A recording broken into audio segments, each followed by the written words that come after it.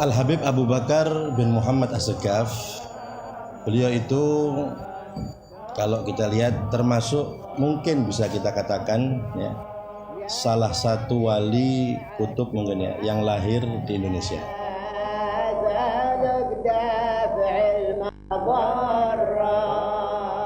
Beliau lahirnya di kota Besuki.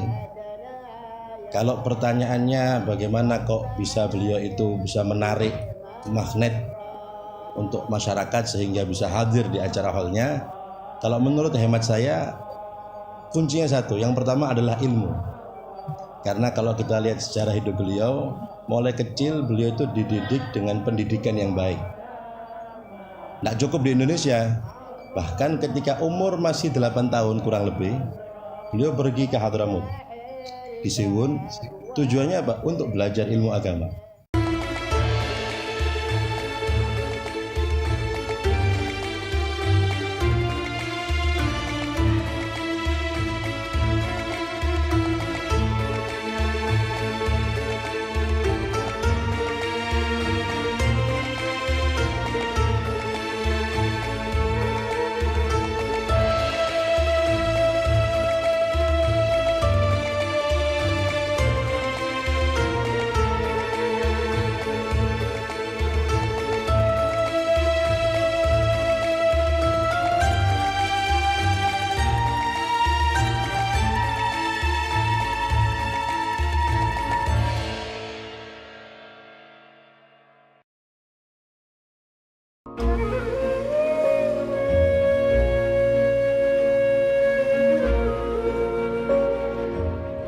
Indonesia adalah salah satu wilayah yang sangat beruntung karena keberadaan para wali di masa lampau yang hidup dan berdakwah di negeri ini. Salah satu wali yang memiliki kedudukan tinggi sebagai Al-Qutub Al-Quds yaitu Al-Habib Abu Bakar bin Muhammad bin Umar As-Segaf Gresik.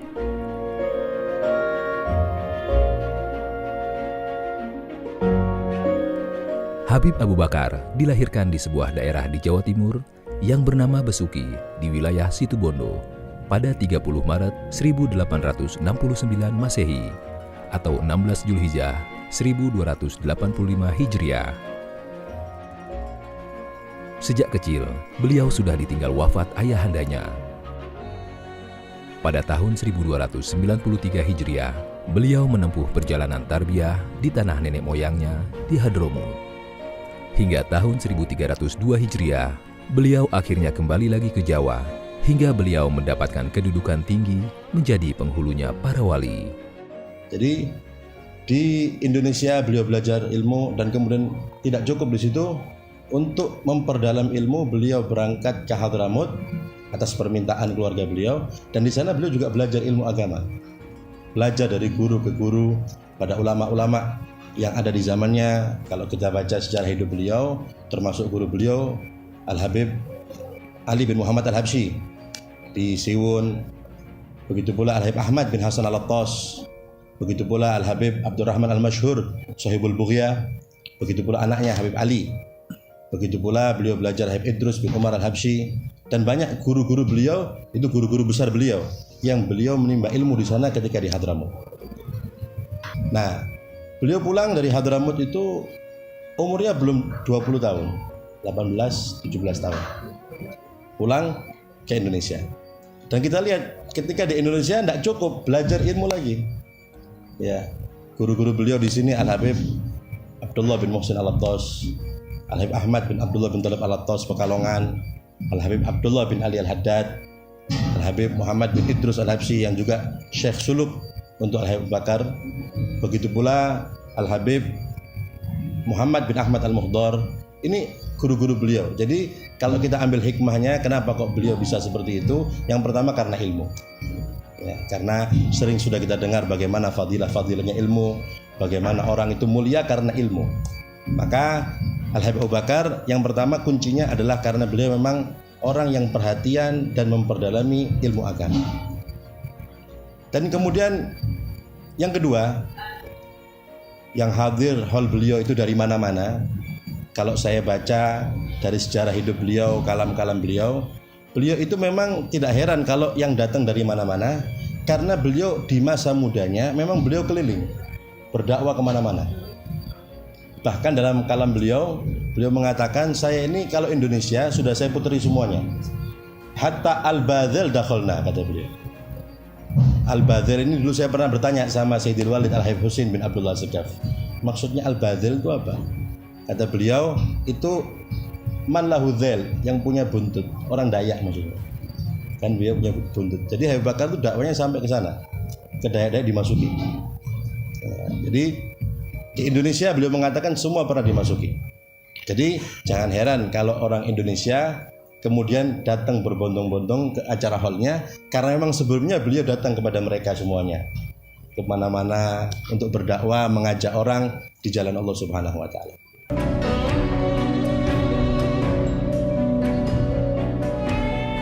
Perjuangan dakwah beliau berlanjut di kota Gresik, Jawa Timur.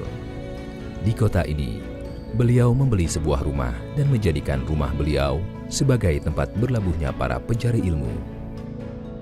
Di rumahnya beliau mengkaji kitab Ihya Ulumuddin karya Al-Imam Al-Ghazali.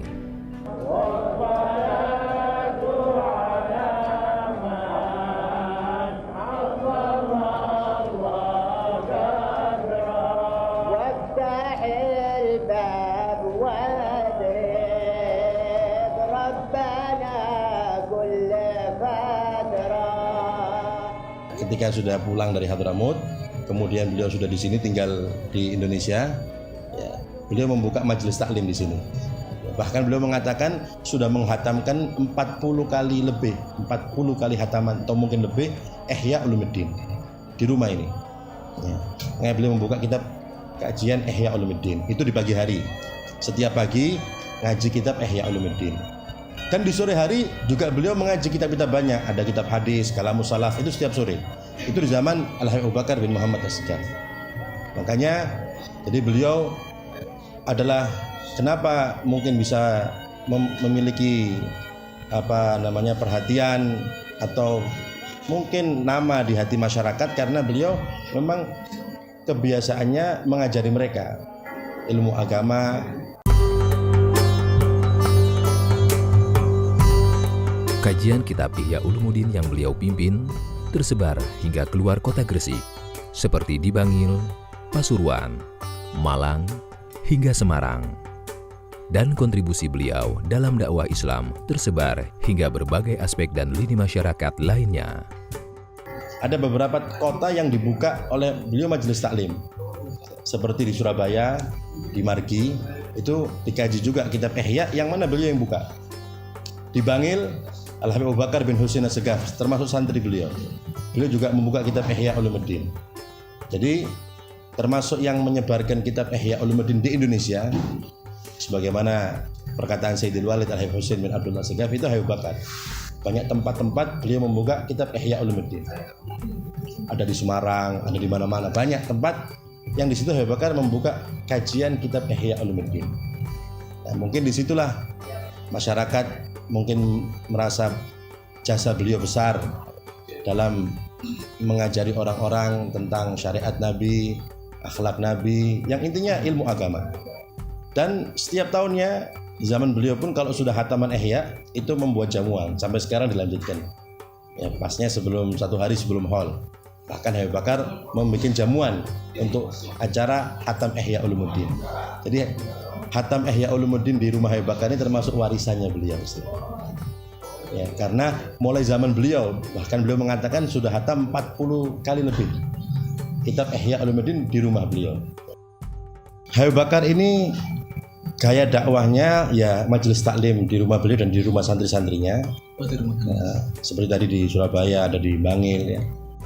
Ketika di sini di zaman beliau mulai ada beberapa oknum lah berani mengkritik sahabat. Ya.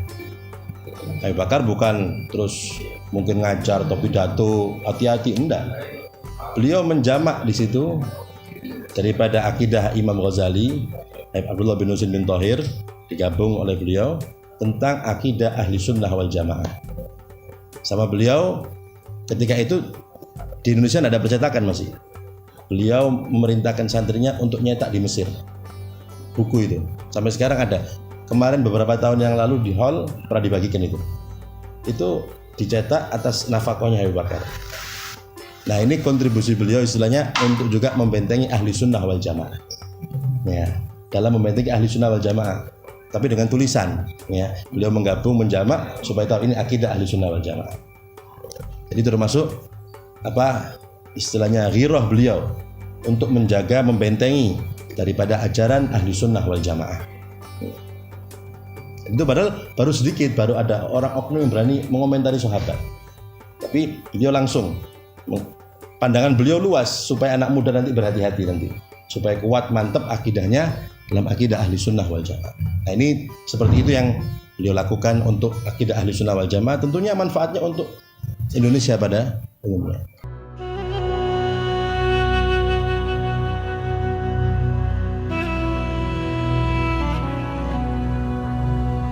Hingga pada tahun 1376 Hijriah, Al-Habib Abu Bakar bin Muhammad As-Segaf wafat menghadap Allah Subhanahu wa Ta'ala pada usia 91 tahun. Jasad beliau dikebumikan di samping Masjid Jami Gresik, bersebelahan dengan Al-Habib Alwi bin Hashim As-Segaf. 40 kali lebih hatam ihya di sini. Di tempat ini. Di tempat ini saksi hidup ya. Biasa beliau duduk ngaji di sebelah mana? Kalau ihya di sini. Kalau ihya di sini. Pagi ngaji.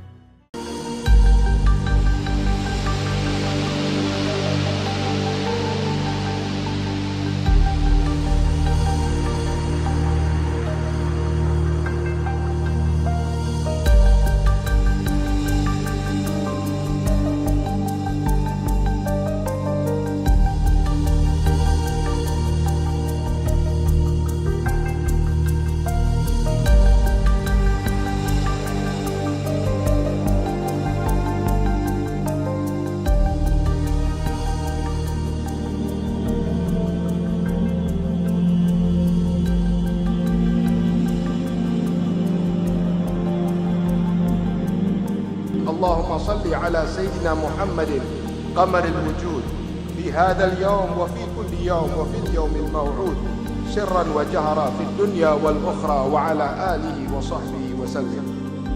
Ya Allah, limpahkanlah salawat kepada Nabi Muhammad yang merupakan purnama semesta alam di hari ini, di setiap hari dan juga sampai hari kiamat yang telah Engkau janjikan.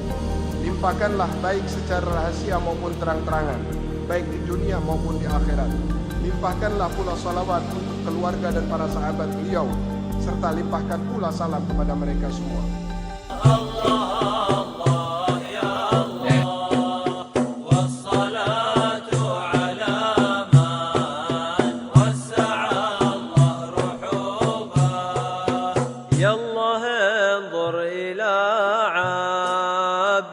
وسهل صعوبة واكشف الكرب واستر يا إلهي عيوبه. الله الله يا الله الله الله يا الله والصلاة على من وسع الله رحوبه.